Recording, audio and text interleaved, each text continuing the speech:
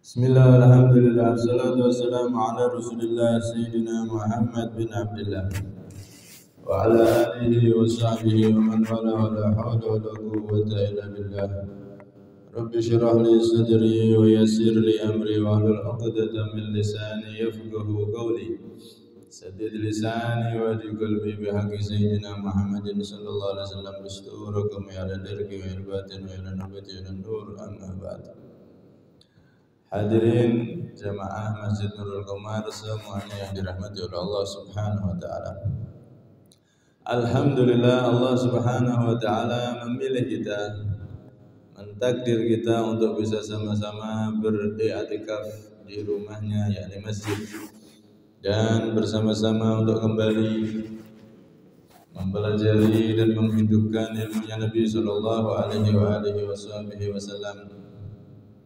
Orang yang di dunianya dipilih oleh Allah untuk bisa aktif di majelis ilmu yang semacam ini, dekat dengan warisan Nabi, maka alamatun liqurbin Nabi SAW bil akhirah. Itu adalah tanda kelak di akhirat insyaallah akan dekat pula dengan yang punya warisan yakni Nabi Muhammad SAW. Amin Allahumma amin. Semoga kita termasuk orang-orang yang tertulis menjadi para umatnya Nabi yang menghidupkan warisan Nabi yakni ilmu agama, dan kelak kita benar-benar bisa dekat dengan Nabi di surganya Allah Subhanahu wa taala. Amin ya rabbal alamin. Kita masih pada hadis yang ke-24. Nabi sallallahu alaihi wasallam bersabda, meriwayatkan hadis qudsi dari Allah Subhanahu wa taala. Ya ibadi kullukum ja'i'un illa man at'amtuhu fastad'imuni ut'imkum. Ya ibadi, wahai hamba-hambaku, kullukum, setiap dari kalian, ja'i'un adalah orang yang lapar. Illa man at'amtuhu, kecuali orang at'amtu yang aku memberi makan pada dia. Fastad'imu, maka mintalah makan kalian semua kepadaku. Ut'im, niscaya aku akan memberi makan pada kalian.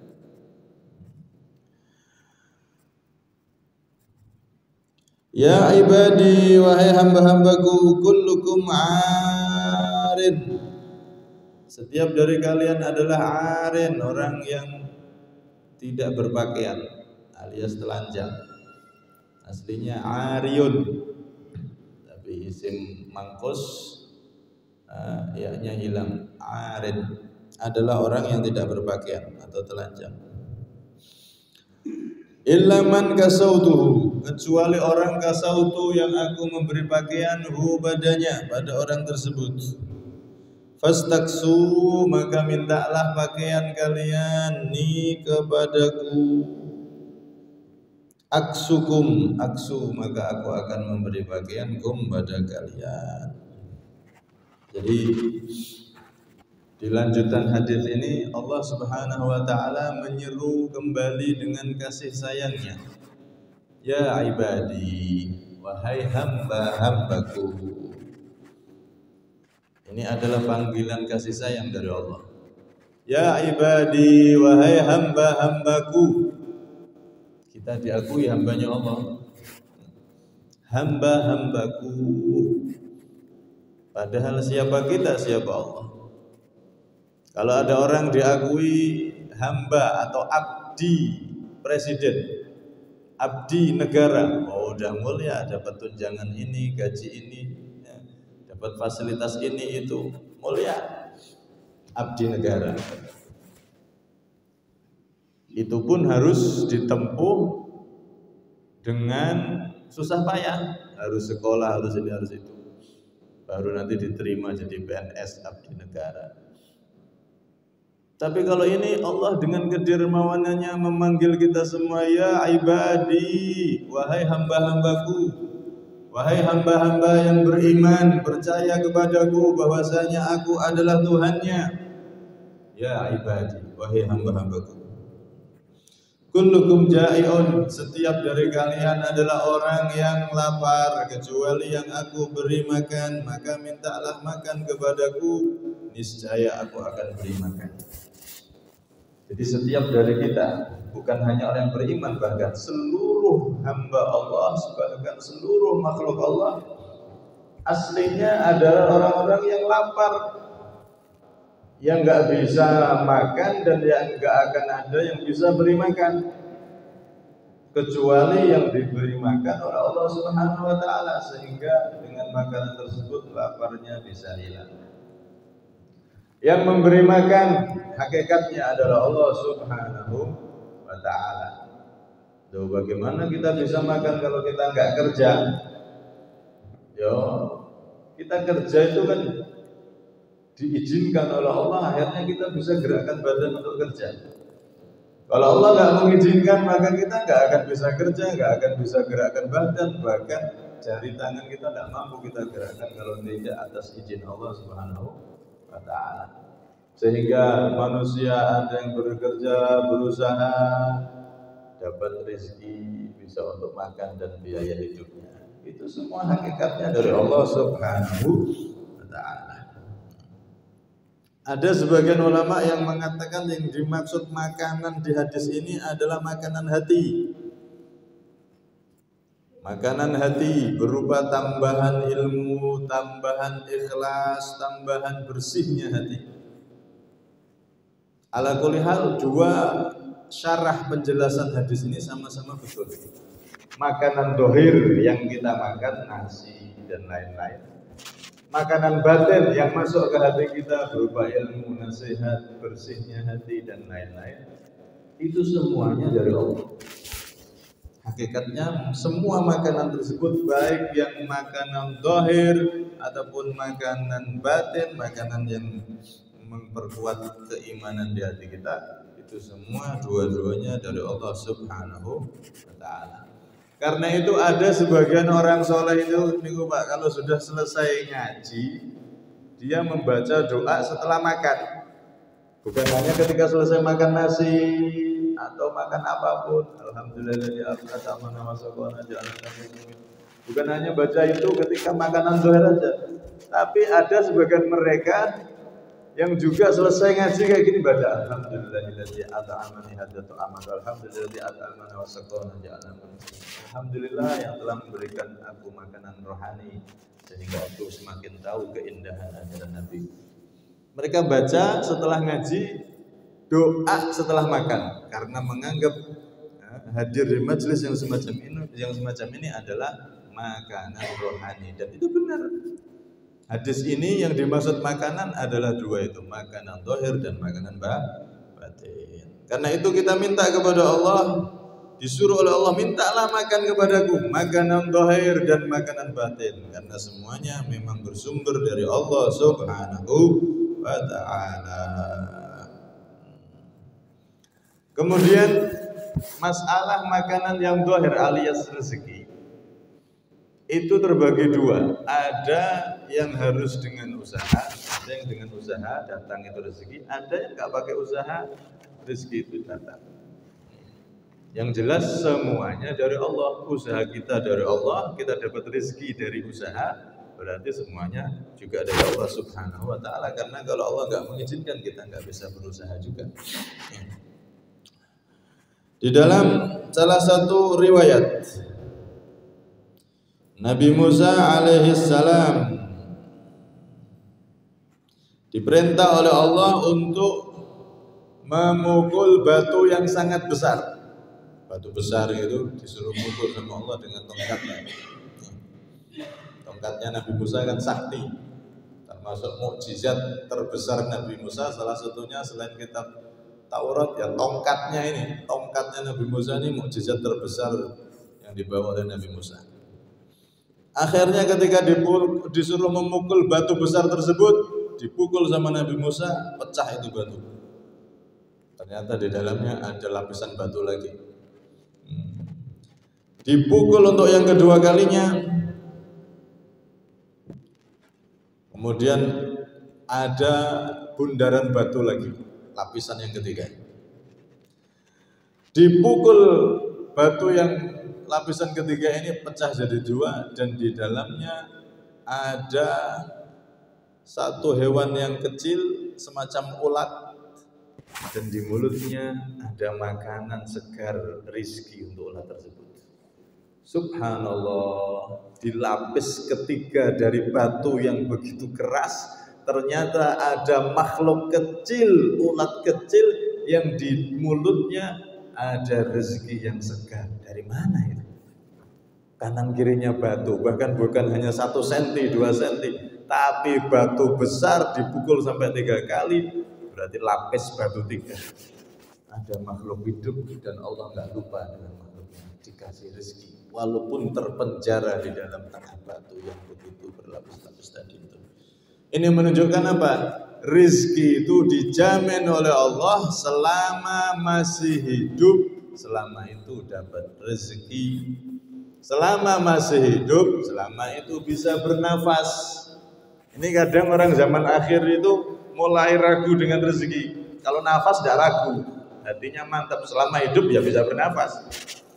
Tapi kalau rezeki kadang-kadang, bukan malah kadang-kadang kan, banyak malah. Orang-orang di zaman akhir itu hidup ragu tentang rezeki. Oh, kalau saya tidak begini, nanti tidak bisa begitu. Yang sekarang, nah ini termasuk penyakit yang menjangkiti para orang tua, yang menjadikan rezeki ragu rezeki terhadap anak-anaknya. Timbul mindset pikiran, anak kalau tidak sekolah tinggi, masa depannya suram dan rezekinya berantakan. Wajib sekolah, wajib harus punya titel ini, titel itu, wajib. Diburu dari anaknya kecil sampai berapapun biayanya dia tempuh itu. Dia perhatian super. Kenapa? Kenapa kok Anda pengen anaknya itu disekolahkan tinggi, punya titel ini, titel itu, biar nanti hidupnya enak. Kerjanya enak, dapat gaji banyak. Itu kebanyakan orang sekarang. Tapi kalau dilihat pendidikan agama anaknya, apakah seserius itu? Nah ini yang jadi masalah. Sebetulnya tidak masalah itu. Orang Islam punya titel S1, S2, punya berkarir di bidang seperti itu juga penting. Masuk ke politik itu juga penting. Kalau orang-orang Islam yang dia itu agamanya kuat, masuk ke politik, politiknya jadi sehat. Tapi kalau politik dikuasai sama orang-orang yang nggak paham agama alias ilmu agamanya itu tidak kuat, ya politik ini jadi bumerang untuk masyarakat nanti. Bahaya. Dana negara akan habis nanti dikorupsi dan seterusnya, yang menderita rakyat. Penting umat Islam punya titel-titel, orang tua serius ke situ bagus. Tapi harus lebih serius lagi memperhatikan pendidikan anak dalam segi ilmu agama. Kadang orang tua anaknya tidak belajar bahasa Inggris, waduh susah, tidak les susah. Seumur-umur anaknya belajar wudhu yang benar gimana, tidak pernah diperhatikan. Seumur-umur anaknya sholatnya itu sudah benar apa belum, tidak pernah diperhatikan. Kalau bahasa Inggrisnya benar apa tidak, oh perhatiannya super. Kalau matematikanya sudah bagus pada anak saya, oh dileskan. Kalau kurang bagus dileskan, datangkan guru dan seterusnya, bayar mahal siap. Tapi wudhu anaknya, cara cebok kalau kamu ke kamar mandi, cara istinja cebok yang benar bagaimana, mengetahui air yang bisa digunakan sama air yang nggak bisa digunakan untuk bersuci bagaimana, wudhunya bagaimana, sholatnya yang benar bagaimana. Terus kalau dia sudah besar, kalau jadi orang kaya, cara zakat itu bagaimana. Pendidikan agama terkadang malah banyak orang tua yang nggak perhatian di situ. Anaknya titelnya tinggi tapi terkadang wudhu tidak benar, terkadang nggak bisa baca Al-Quran. Nah ini yang harus dirubah oleh para orang tua kita. Boleh pendidikan dunia itu umum itu tinggi apapun boleh, tapi jangan sampai kita lupakan bekal utama untuk anak kita agar menjadi orang yang manfaat di bidangnya masing-masing, yaitu apa? Fondasi ilmu agama sekuat mungkin, sehingga kalau dia jadi pejabat yang pasti jujur kalau agamanya kuat, manfaat akhirnya. Kalau dia jadi dokter yang amanat, yang benar-benar merawat pasiennya, bukan hanya asal suntik, asal datang, asal ngisi absen, tapi benar-benar dia akan jadi orang yang manfaat di bidangnya masing-masing. Karena itu keraguan terhadap rezeki ini adalah bentuk salah satu penyakit hati yang sangat berbahaya, bahkan bisa merontokkan dan menghilangkan keimanan. Wa ma min dabbatin fil ardi illa 'ala Allahi rizquha. Tidak ada yang melata di muka bumi ini kecuali rizkinya sudah dijamin oleh Allah. Ketika kita mendidik, memasukkan anak kita ke pendidikan umum, jangan kita tanamkan di benak mereka, nak kamu sekolah yang tinggi biar nanti jadi pejabat, hidupnya enak, jangan begitu. Tapi nak kamu sekolah yang tinggi, jadi pejabat biar manfaat. Nggak usah masalah rezeki, masalah gaji jangan disebutkan ke anak. Kamu jadi orang yang bermanfaat. Kalau kita kan kadang-kadang boten, kamu jadi anak yang pejabat, kamu tuh jadi polisi, jadi ini, nanti enak hidupmu, gajian tiap hari, enak. Ini secara tidak langsung berarti kita memberi pendidikan pada anak untuk ragu terhadap rezeki. Seakan-akan kalau kamu nggak jadi polisi, kalau kamu jadi pejabat, kalau kamu nggak jadi seperti yang diingini oleh ayah dan ibu, kamu hidupmu akan berantakan. Kamu makan dari mana? Apalagi sampai begitu. Wah. Ini mendidik anak untuk ragu dengan rezeki. Padahal rezeki itu sudah dijamin oleh Allah Subhanahu wa Ta'ala. Tapi balik caranya, jadi pejabat, jadi ini, jadi itu, manfaat nak untuk umat. Gitu. Nanti dunia akan datang. Kalau sudah tujuan benar untuk akhirat, untuk manfaat, maka dunia pun akan didapat. Ini yang perlu kita rubah sebagai orang tua. Jangan kita menanamkan keraguan terhadap rezeki kepada anak-anak kita, dan kadang-kadang kita tidak sadar itu. Karena itu di sini disebutkan juga ada seseorang yang beriktikaf di masjid, kemudian di situ dia tidak punya kerjaan, iktikaf di masjid. Setelah beberapa hari kok ada orang diiktikaf di masjid terus, imam masjid lihat tuh, ditanya akhirnya, kamu nggak kerja kok di masjid terus? Kebetulan orang ini sebatang kara, jadi nggak ada kewajiban untuk cari nafkah dan seterusnya. Dia di masjid, ditanya, kamu nggak kerja? Diam sampai 3 kali. Kamu nggak kerja, makan dari mana? Kamu nggak kerja, makan dari mana? Maka orang tersebut setelah pertanyaan yang keempat, saya wahai imam, wahai Pak Yai, saya makan dikasih ini loh, tetangga masjid ada orang Yahudi yang ngasih saya makan terus setiap hari.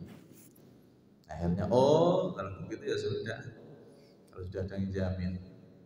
Maka kata orang itu, loh Pak Yai jenengan yakin dan tidak khawatir sama saya setelah saya sebutkan nama orang Yahudi yang menjamin saya? Bukankah orang hidup sudah dijamin rezekinya oleh Allah? Akhirnya imam ini mendapatkan pelajaran yang sangat berharga sekali. Tadi saya diam, tadi saya belum jawab, sampean khawatir tentang makanan saya. Setelah saya jawab orang Yahudi yang ngasih saya tiap hari, sampean langsung tenang. Seakan-akan sampean lupa kepada Allah Subhanahu wa Ta'ala. Masya Allah, seperti itu. Karena itu, tapi ini tadi tuh ya, orang yang nggak punya tanggungan, nggak punya tanggung jawab, sebatang kara. Ya.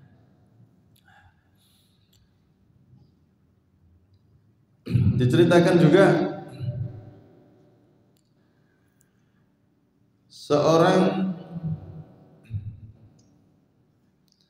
ditanya kejadian yang hampir sama. Min aina ta'kul, dari mana kamu makan? Maka orang tersebut mengisyaratkan memegang mulutnya. Kamu makan dari mana? Isyaratkan mulutnya. Ya hada in kullu inna kulla ahadin ya'rifu dzalik. Wahai orang, ya semuanya orang tahu kalau makan ini dari mulut. Maka orang tersebut pun menjawab, ya hada innal ladzi khalaqar ruha yursilul haddaki. Wahai orang, bukankah kita telah tahu Tuhan yang menciptakan mulut, menciptakan gigi untuk mengunyah, pasti akan mendatangkan makanan masuk ke mulut tersebut, yaitu Allah Subhanahu wa taala. Jadi rizki semua hakikatnya dari Allah Subhanahu wa taala, dan usaha kita untuk mendapatkan rizki itu pun dari Allah Subhanahu wa taala. Karena itu disebutkan di dalam salah satu riwayat, ada dohir, ada batin.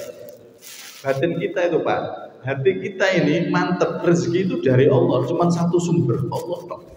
Tidak ada yang lain. Dohir kita usaha, apa yang ada di depan kita? Oh, punya sawitnya dipanen, lurus. Oh, punya toko ya dibuka tokonya. Tapi hati jangan sampai punya keyakinan kalau saya tidak kerja, tidak dapat uang, tidak bisa makan. Jangan ada keyakinan seperti itu. Sedikit pun jangan ada.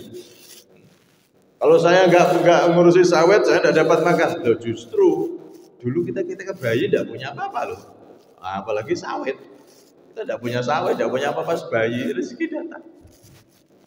Jangan sampai ada di hati itu merasa rezeki makanannya adalah dari pekerjaan. Di hati cuma Allah yang memberi semuanya Allah. Saya punya sawit, kalau Allah nggak memberi rezeki dari sawit itu, bisa jadi sawit-sawit saya kebakaran atau apa. Saya tidak dapat apa-apa dari itu. Semuanya dari Allah Subhanahu wa taala. Jadi ini maksudnya ada dua sisi batin kita, hati kita jangan pernah ragu terhadap rezeki dari Allah. Sisi dohir kita, maka kita lihat di depan kita ini kewajiban kita apa. Kalau kita punya tanggung jawab keluarga dan lain-lain, ya kita kerja. Tapi di hati kita sama sekali tidak meyakini dan tidak merasa kerjaan ini yang beri makan saya, tidak. Semuanya dari Allah Subhanahu wa taala. Barang siapa yang seperti itu, maka dia akan diberi rezeki yang mudah datang dan gampang. Kalau orang punya pikiran turun mindset, saya kalau nggak kerja ya nggak dapat rezeki, saya nggak kerja ya nggak makan, nggak kerja ya nggak makan, ya akhirnya dia akan susah payah dapat rezeki dalam pekerjaannya. Kenapa? Karena dia pikiran, mindset dan sangkaan di hatinya seperti itu. Aku nggak kerja, nggak makan, ya sudah, maka dia akan susah payah dalam mendapatkan rezeki di kerjaannya. Allah akan jadikan dia susah payah. Kenapa? Karena dia punya pikiran, punya prasangka kepada Allah, kalau nggak kerja nggak dapat makan. Akhirnya dia akan susah payah untuk cari makan dalam pekerjaannya. Alhamdulillah, amin. Tapi kalau orang hatinya dia mantap sama Allah, rizki semua dari Allah, kerjaan ini cuma wasilah sebagai tugas saya, maka di situ dia akan diberi keberkahan dan kemudahan di dalam rezeki. Ini beda nanti, efeknya itu beda. Kalau orang hatinya nyantole kepada Allah, pekerjaannya lancar, rezekinya gampang. Tapi kalau orang pikirannya kalau nggak kerja, nggak makan, ya sudah, dia akan susah payah cari rezeki. Dia akan susah payah di dalam mencari kecukupan dalam hidupnya. Alhamdulillah, amin. Karena itu dirubah mindsetnya. Hati kita tautkan rezeki itu cuma satu sumber aja. Siapa yang menghidupkan kita? yakni Allah Subhanahu wa taala. Sama seperti kita dapat nafas. Nafas ini satu sumber aja dari Allah. Rezeki juga dari Allah. Selama bisa bernafas, maka selama itu Allah kasih rezeki. Ya, diceritakan di satu riwayat itu, mungkin pernah saya ceritakan tentang ini.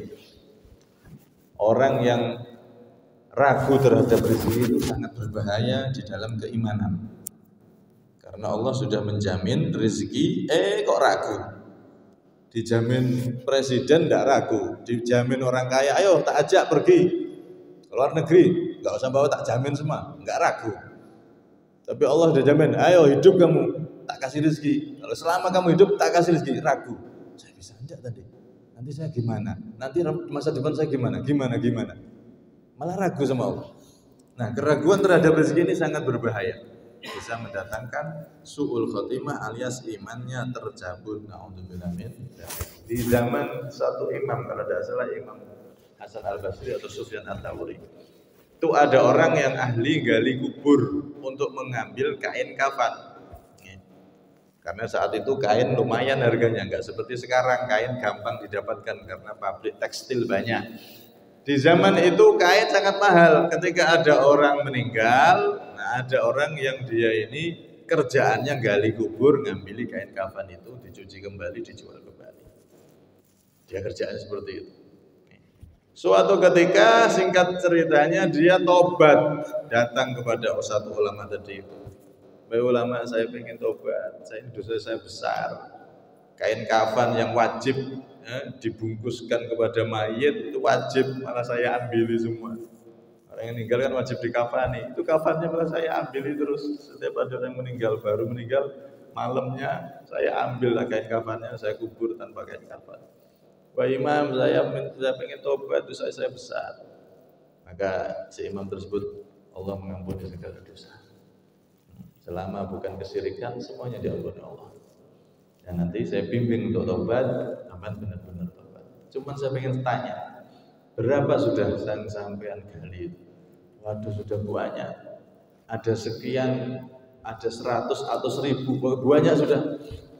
Maka saya satu pertanyaan, ketika sampean gali mayat-mayat itu posisi mayat yang sampean gali itu setiap gali posisinya menghadap kemana? Ke kiblat apa ke timur, membelakangi kiblat?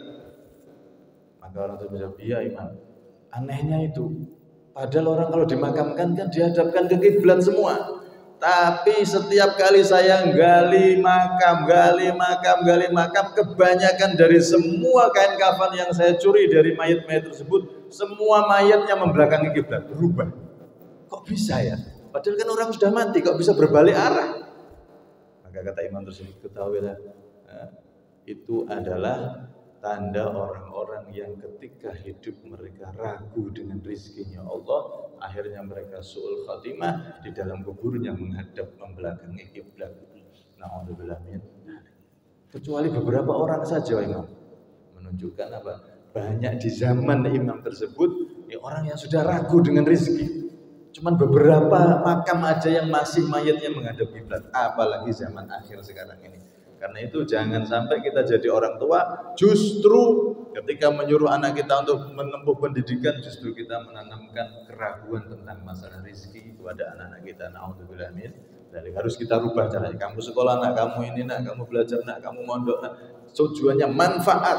Jadi orang yang paling manfaat adalah manusia terbaik, adalah orang yang paling banyak manfaat, dan itu adalah generasi yang paling dibanggakan Nabi Muhammad. Kamu harus jadi orang manfaat. Kamu jadi apa terserah, tapi harus jadi orang yang manfaat untuk umat. Begitu caranya kita didik anak kita dengan didikan agar menjadi orang-orang yang manfaat, bukan untuk cari pangkat, apalagi untuk cari gaji, apalagi kalau kamu nggak mendapatkan pangkat tersebut, titel itu kamu mau makan apa? Jangan sampai terlontar kalimat seperti itu dari para orang tua, khususnya kita yang jadi orang tua kepada anak-anak kita.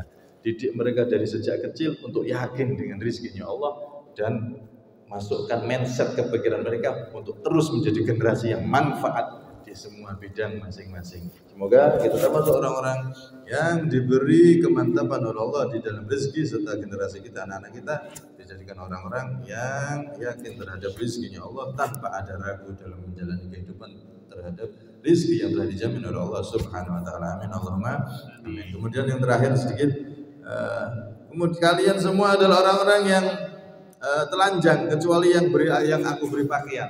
Ini juga ada dua makna. Pakaian dohir, ya baju ini, ada juga pakaian hati. Dalilnya apa? Di Al-Quran, walibasut taqwa dzalika khair. Pakaian ketakwaan itu adalah pakaian terbaik. Jadi mintalah kepada hamba-hambaku pakaian dohir untuk menutup aurat, menutup tubuh, dan pakaian batin untuk menghiasi hati dengan ketakwaan kepada Allah Subhanahu wa taala. Pakaian ketakwaan terhadap Allah Subhanahu wa taala. Dan juga disebutkan ada satu riwayat dalam hadis, barang siapa yang memberi pakaian terhadap orang yang telanjang atau yang tidak punya pakaian, maka dia akan diberi pakaian-pakaian mewah, pakaian-pakaian hijau ada di surga, di surganya Allah Subhanahu wa taala. Pakaian khusus. Semua ahli surga dikasih pakaian, semua ahli surga dikasih kerajaan, dikasih istana, tapi ada satu pakaian khusus yang tidak sama dengan pakaian-pakaian ahli surga. Akan diberikan kepada siapa? Yaitu mereka ketika hidup di dunia peduli terhadap saudara-saudaranya yang tidak bisa beli pakaian. Ya Allah, kasihannya anak itu pakaiannya kok terus kasih pakaian. Ya Allah, kasihan dikasih pakaian. Jadi memberi sedekah pakaian, maka nanti di akhirat dikasih pakaian yang beda dengan penghuni surga lainnya, pakaian istimewa dari Allah Subhanahu wa taala. Karena itu ini juga hadis ini menunjukkan agar kita ketika diberi keluasan rezeki atau diberi kelebihan untuk juga perhatian terhadap sesama umat Islam, bukan hanya umat Islam saja, terhadap sesama saudara seanak sebangsa.